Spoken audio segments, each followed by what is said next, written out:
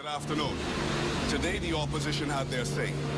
And while they had every opportunity to offer substance, they chose instead to offer slogans. They had every chance to speak to the Bahamian people with clarity, and instead they relied on noise. They accused, they dismissed, they spun. But what they failed to do was what this government has done consistently. Speak honestly, take responsibility, and most importantly, deliver. This budget is not about theatrics. It's not about scoring political points. It's about giving Bahamians a clear sense of direction and the confidence that their government is serious, focused, and on their side. The opposition says we aren't doing enough, but let me remind them and the country what we have done. This government has delivered the first budget surplus in the nation's history, not by cutting services, but by investing wisely and governing with care. We've lowered VAT on essential medicine, hygiene products, baby supplies, because we know what people are carrying. We've doubled funding for school meals. We've raised wages for public servants. We've launched funding to help farmers. We've invested in clinics, water systems, roads, and aviation. We've put real money behind real things that matter. And we've done all of that while restoring confidence both at home and abroad, that the Bahamas is being governed responsibly. That's not noise, that's delivery. Now, the opposition says Bahamians aren't feeling it, but here's what Bahamians are feeling. They're feeling the price of bread is a little bit lower.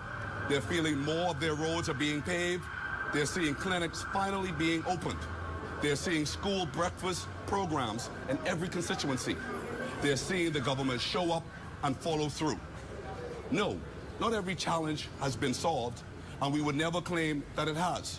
But what this budget says, what this government has proven, is that when you govern seriously, when you govern carefully, and when you put people first, progress happens. The opposition had the chance to present an alternative. They didn't. They had a chance to support the things Bahamians are asking for. They didn't. They had a chance to be serious. They weren't. So this afternoon, we return to the facts. This budget provides relief. It expands opportunity. It invests in our people. It governs for the present and plans for the future. And here's the deeper truth, my fellow Bahamians. The real problem for the opposition isn't the budget. The real problem is what's good for the Bahamas is bad for the FNM. Every time the economy improves, every time we lower taxes, every time we open a clinic or repair a road or create a new job, their chances of winning the next election slips a little bit further away. Because progress for the Bahamian people leaves them with nothing to run on. They built their entire playbook on the idea that nothing will change, that the government won't deliver, that people will give up hope. But the problem is, we are delivering. And Bahamians haven't given up hope because they see things are moving in the right direction. So the FNM does what it always does when it comes to good news. They try to talk it down. When the country moves forward, they try to drag it back. When a government governs with discipline, they call it a failure because it wasn't theirs. They don't just oppose our policies, they oppose our success. And that's why they don't speak for the Bahamian people, because they are too busy campaigning against their very own country. But here's what the government knows. Progress isn't partisan. Relief is not red or gold. When we invest in public services, that helps everyone. When we lower the cost of living, that helps every family. When we raise public servant pay or fund school meals or expand clinics, that helps the whole country. So while the opposition gets louder, we will get clearer. While they try to distract, we will remain focused. Because this budget is not about scoring political points. It's about moving the Bahamas forward, one decision at a time. We don't pretend to be perfect. No serious government ever should. We know there are still challenges. We know some families are still struggling. Some communities still waiting. And we know that. Real recovery takes time, care, and commitment. But let's be honest about one thing. This country is in a far better place today than when the FNM left it.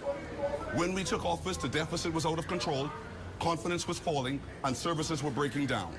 Roads were crumbling, clinics were unfinished, salaries frozen. No vision, no plan, no delivery. We came in during a crisis, but we didn't use it as an excuse. We use it as a reason to get serious and get to work. And now we've produced a budget surplus. We've restored credibility. We've improved access to health care, invested in Family Island infrastructure, expanded education support, and brought real relief to everyday Bahamians. This isn't just a different government, it's a different standard. And the contrast is clear. So no, we don't claim perfection, but what we do claim is progress. And now we're proud to stand on it. And to those who are listening across the Bahamas, I say this: you may hear the noise, you may look around you, the progress is happening, the investment is real, the leadership is steady. And this budget, your budget, is built on one goal in mind: to make life more affordable, more secure, and more fair for every single Bahamian. Thank you all, and God bless the Bahamas.